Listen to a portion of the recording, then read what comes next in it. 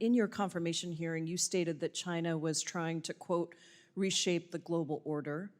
In your opinion, is it in our national interest to have our American bilateral and multilateral relationships overtaken by China?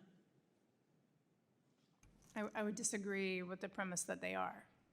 I'm just asking you, in your opinion, I assume the answer is no, that it's not in our interest, and I agree with you. But in fact, that is exactly what the Trump administration is allowing to happen with all the cuts to USAID funding. As we slash foreign assistance, China is stepping up its investments in the Silk Road for too many countries. It's becoming the only place to turn to backfill previous U.S. investments. And General Michael Langley, the commander of U.S. Africa Command, stated that China is, quote, trying to replicate specific USAID programs in Africa that the United States has cut, and that this trend has been seen globally. Madam Undersecretary, are you aware of how the USAID cuts and Trump's isolationism have what they've done to America's and China's respective global favorability? Congresswoman, I would disagree with the premise of multiple components of your statement. Do you know what's happened to U.S. favorability relative to China's favorability?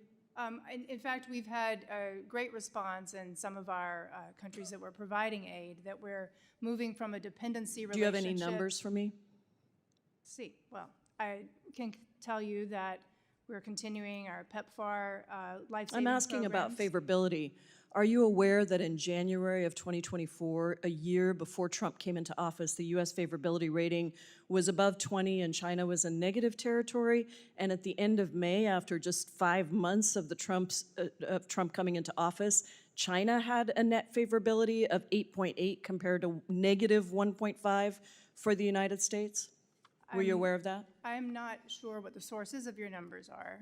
So you're not aware of that? I'm not aware of the sources of your numbers. Let me read you some statistics about how your administration's cuts will increase Chinese influence around the globe. Because of these cuts, Chinese investments in assistance programs will now surpass American investments in 40 more countries.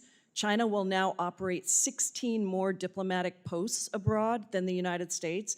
And if the president's budget request is enacted into law and the U.S. fails to pay its UN-assessed contributions, China would actually be the biggest contributor to the UN regular budget and UN peacekeeping operations. Is this what making America great again means to you, ceding America's global leadership in the world to China?